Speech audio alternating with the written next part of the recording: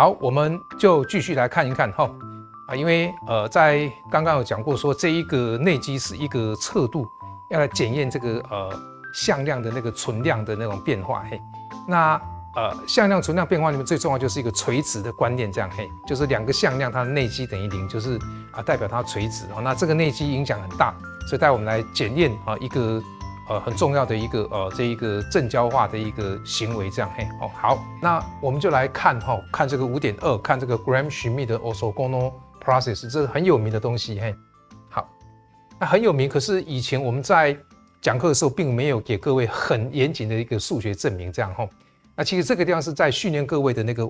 严谨性跟整个的一个表现方式所以好，那比如说我现在就随便固定给一个向量我就固定给一个向量 u，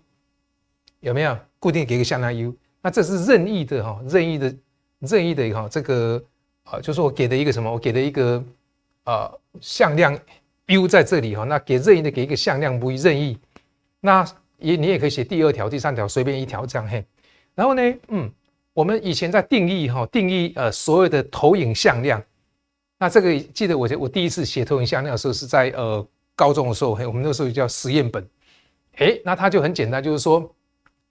等于是这个 v u 了这个 v 在 u 方向上的投影量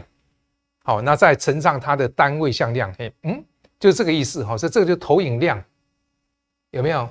那这个两个做内积所以等于是说这个向量 v 跟这个什么这个方向的单位向量做内积，所以这个是一个量，这个它叫投影量。那投影量在那一个方向上面的那一个它代表的向量就是再乘上它什么它的那一个单位向量那这个细节的变化用 A 向量跟 B 向量做内积，等于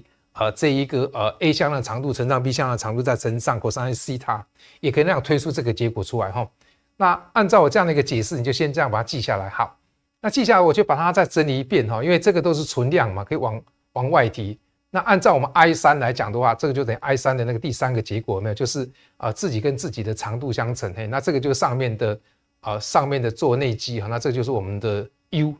我们的 U 我就很快的解释这样的一个数学行为我教你怎么背这个以前我的背法就是 V就是说 V 在 U 方向上的单位向量做内积，然后再乘上它的单位向量这个就从开始中学这个开始记的，那后来把它的几何行为跟代数行为全部都把它推导一次以后就没问题了好，那它到底有什么细节呢？那原则上这样造法的话，我们第一件事情就来看看这一个什么这个向量有没有 V 减去投影向量就等于这一个，那这个就我们要证明它垂直，所以这个就要来检验我们的内积到底行还不行所以垂直那前面有定义过两个向量垂直的话就是它的内积等于0，有没有？所以你可以看到我来做我的 U， 有没有？我的 U 跟这个什么跟这个向量怎么样做内积会不会垂？就是我要检查这个向量跟这个向量到底它的内积会不会等于0好，那我们就规规矩矩的按照我们的数学公式，我先第一件事情先做什么事？它跟它分配，它再跟它分配，所以就要得到这个结果。这个结果我们看到然后再把公式给带进来，公式带进来有没有？这个公式一定要记起来，把公式给带进来有没有？那带进来完以后呢，因为它是按照因为现在这个符号写法就是什么符号写法是标准的这个传统的这个内积有没有？所以在第2排这个后面这一排要往前提就变怎么样？就变共2刚刚前面也讲过变共2这样然后再把它调整一下，因为上面的共2这样 I2 的话调回来就变什么？就变 UV 因为下面是存量，没有影响，所以你看这个式子就很简洁，怎样呢？我就怎样呢？它跟它杀掉有没有？就剩下怎样？这个就把它杀掉，那杀掉只剩下什么？只剩下这个式子跟上面这一个分词那就没有问题所以它们等于0所以我们这个证明就 OK 所以这个是 OK 没有问题非常漂亮的一个结果它是 OK 的一个结果这样好，那这样没问题的话呢，我们再往下看的话就是说，那我再把这个符号重新定义一遍给各位看就是说，既然这个式子已经这么简单的嘛，对不对？所以我还是回来我们的 kit 的一个写法，所以很明显就变成说是我后排跟前排做内积，符号是这样子。这符号你们开始慢慢适应那这个这个就是反正这些符号就是没有办法，就是你要进到量子世界里面来啊。这个 bread 跟 kid 有没有啊 bread 啊，这个 bread 跟 cat 啊跟 cat 这一个的数学符号你要开始适应，所以最后呢，我们看到的论文都是写成这样的写法，表示我们比较高干，有没有？比较高干哈，所以你们适应一下这个符号写法就可以了哈。好，那再往下看，那我就随便造一个例子哈，造个例子就是说，我给2个向量。给2个向量，那我要求这一个 v 到 u 的投影，也可以反过来求 u 到 v 的投影。那各位呢就开始训练一下你们的那个做法哈。所以，第一个式子你可以看到，等于说我 u v 在 u 上投影，所以那如果我把它写简洁一点，就是把第一个分量什么，因为这个都实数嘛，没有问题有没有？所以等于第一个转置有没有跟第二个在做共轭没差？没有差，所以算出来，那到底我有没有算错？你们再帮我检查一遍哈。这个都是我自己在写讲义的时候，这个临时怎样起意就把这个符号给写一遍哈。那倒过来一样，倒过来一样有没有？就变成说，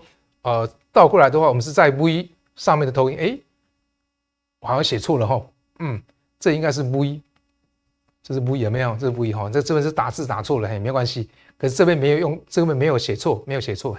所以就把公式带进去，可以算出来这个结果变这样子。因为这全部的打字都是我自己一行一行的 K 进去这样，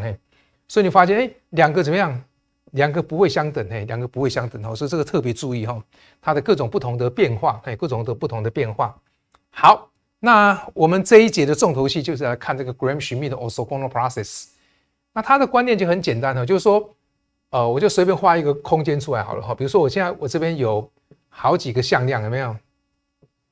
好几个向，我就随便画几个向。好，比如说我这边有一个这一个v1 的向量，那这边随便有一个什么样 v2 的向量，好，我随便画哈，这是个 v3 的向量出来这样，好，那这个时候就是说我把它正交化，那正交化很简单就是说它先怎么样？先把这个令它等于怎么样？令它等于 u1， 然后呢，然后再来这个怎么样呢？这个向量在它上面投影，所以这个要画 3D 就很难画了。画它投影有没有看到？那画完以后呢，我就把这个投影完以后就得到这个向量，有没有？所以就得到一个什么呢？非常不好画我没关系，就得到一个什么？得到一个新的这个向量，这个向量就变成什么？变成 U2 这样，所以我这样子，这个时候就是我们已经有一个红色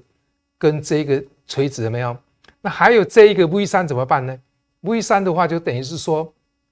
好，我就想办法在这边投影，在这边投影是很难画，然后再把这个投影量所以好，它在这个什么，等于说 projection 有没有？这个 V3，在怎么样呢？在 U1 的投影，我用红色来画比较好一点，那这个怎么样呢？这个是这个 projection 有没有 ？projection 有没有 V3 在 U2 的投影，所以我们就会得到2个的投影结果，这样投影结果，然后再把这拉上来，那跟它做一个垂直，做个垂直向量上来，这样我们就得到一个什么？得到一个U1、U2 跟 U3，这个几何很不好画，不好画，就是说你们就可以看看我的示意，我的示意，因为我用这个写给各位看。那观念就很简单，观念很简单，就是说一开始我把第一个 V1 呢变成是 U1， 然后呢，然后到了第 k 个的时候呢，就在前面的 k 减一个都做投影向量，有没有？那再跟这一个 vk 相减 ，vk 相减有没有？那这个时候这一群就最后就形成什么？一个新的叫做 orthogonal basis 叫做正交基底这样，所以这个在观念上并不难那几何现象我刚刚已经很快的解释给各位看那这边比较难一点的话，就是说在证明的时候，因为考试的时候很多老师都没有考试，就直接拿来用的，直接拿来用有没有？那后来我发现说还是要简单跟你们教一下证明，因为在推这个地方有很多不同的变化方法。那好，我这边就用数学归纳法来证明。那数学归纳法有第一型跟第二型，因为我们这是有限的，所以我们是变得要用第二型。什么意思？就是说，好，我再逐一的跟各位讲，好吧，慢慢来讲。首先我来检查，先检查，那这个一般我们叫什么？我们这个叫做 basic step， basic step 就是说基本步伐。第一步我要先检查这个基本步伐，这样好，所以我就检查说我造出来的U2 跟 U1 到底有没有正交所以原则上就是把 U1 的转制共轭跟这个 U2 这个做矩阵相乘，我就把它带进来，有没有看到？那带进来的话，就是说你认真计算一下没问题这个是 OK 的OK 的，它们是垂直的好，那漂亮是在下一步。下一步的话就是说，我用数学归纳法，我假设怎样呢？前面的 n 减一个是 orthogonal，就是我是假设这叫归纳假设他们叫做 hypothesis step， 他们叫做 induction induction hypothesis。叫归纳假设，所以这个叫归纳假设，就是说这个是第二型的。好，那这个也就是我们在写那个递回呼叫 recursive call 很重要的精神。好，那这样的话，我就要检查怎么样？我要检查说，那我只要第 n 个出现的时候呢，跟前面的 k 个到底有没有两互相垂直那就把公式带进来咯。有没有公式带进来？你可以看到好，我不要写的那么急，我慢慢来等于说呢，我就怎么样呢？把我的UN 的公式带进来咯，有没有？那跟中间任何的一个做内积，有没有？那做完以后呢，那你发现我就做一个分配，有没有？好，我看一下我为什么会写成这个样子？好，没有关系因为我多写的没关系，我是把公式给带进来的我把公式给带进来所以我还是很仔细的把它写完。那写完以后再做一个分配，做什么分配呢？我就是说，等于这个第一个分量跟它做分配，那第二个分量跟它做分配，有没有？好，就得到这个结果。这个结果我们看出来。那记得我们假设前面的 n 减一个的话是 orthogonal， 所以因此你可以它在做那这个时候你就发现呢，我就可以做一件事情，什么事情？把这个框拉到前面来，没有拉到前面来，有没有？那因为它第一个分量往前拉，不需要再加 conjugate。可是 i 从1到 n 减1的时候，势必是跟谁会做垂直就是说我们看后面这一排 i 要等于 k 的时候，它才会得到是大于0的值然后 i 不等于 k 时会得0，所以最后你可以看到 i 在变化的时候等于 kk 的时候怎么样，它才存在，那其他都不对。那 kk 存在的话，这边就一样跟着怎么样？跟着那一个，这是一个或回圈，那整理一遍以后发现没有问题，消一消就结果所以出来了。那这个地方厉害的地方就检验各位两件事情，就是说这个数学公式你有没有很严谨的把它带进去，这样所以这个数学公式，这个就是说我在写讲义很简单，但是你们自己在读的时候要花点时间去消化一下，就可能自己拿笔记出来重新自己再推导一遍因为这个是个训练。这是个训练尤其是在写复杂程式的时候，这是一个蛮重要的训练。好，再往下看，那好了，他们都两垂直没问题，可是它到底形不形成基底？所以第一件事要检查他们到底有没有线性独立，有没有？好，没问题。那检查线性独立，我要证明什么？我要证明这些东西到底是不是会等于0，有没有？一样，我就把它拿去做内积，咻，跟中间某一个做内积，那就利用这一个I1 的条件把它展开。那展开的结果也有呢，你看两都干掉，之后中间第 k 个会存在，所以你可以发现就是说，不说错了，因为这个是我们的第一个分量，那第一个分量本来就是我们假设等于0嘛，这是我们的起手式假设等于0，有没有？那0跟任何的东西做内积等于0。那还有第二件事情就是说，这一排式子里面的话它们内积不会等于0，就只有等于 kk 的时候。这个是不等于0不等于0那其他都那 OK， 它乘起来等于0的话，这个系数势必要等于0这样所以因此这个 k 是任意选的，所以你就可以发现说从1到n 的话都要等于0所以它是线性怎么样？线性独立那在我们前面有几节有讲过说，如果说我今天存在一个子集它的是 n 个，那跟维度一样的个数，那它本身又是线性独立的话，所以它就什么？它就是一个基地那这个我就不再详细证明，那前面已经证过，所以就给你一个结论就好了好，那这样没问题的话呢，我们这边就来做一个收官就是说，到底我刚刚那么漂亮的一个 Gram-Schmidt 的 orthogonal process， 我可不可以用 quantum 的 inner product 来取代？答案一定是不行的啦。好，假设我们的公式把它定成这样子，等于说我 v 在 u 方向的单位向上做内积，然后再乘上单位向量，有没有？它的公式变这样子。这个各位好好的琢磨一下，因为我在写这个时候，我认为说，Gram-Schmidt 的 orthogonal process 是可以用量子来处理，结果发现不行为什么不行？你看我推导一次给你们看，这个它的公式它的公式长这样，我们来检查它到底会不会垂直好，那 OK， 我来推导一遍看看那推导就很简单啦，公式带进来啊，它跟它做内积看看啊，那先做一次分配啊，那把公式给带出来啊，带出来就妙啦。为什么是妙？因为量子它的线性行为的 IE 是在后面，所以它往前提的时候，往前提有没有？它不需要加共轭，那消一消以后，你发现哇，前面是 U 跟 V 做内积，后面是 V 跟 U 做内积，我没有办法保证它们两个相等，所以这个很有问题，很有问题这样所以这个是一个很麻烦的一个地方，也就是说，你要用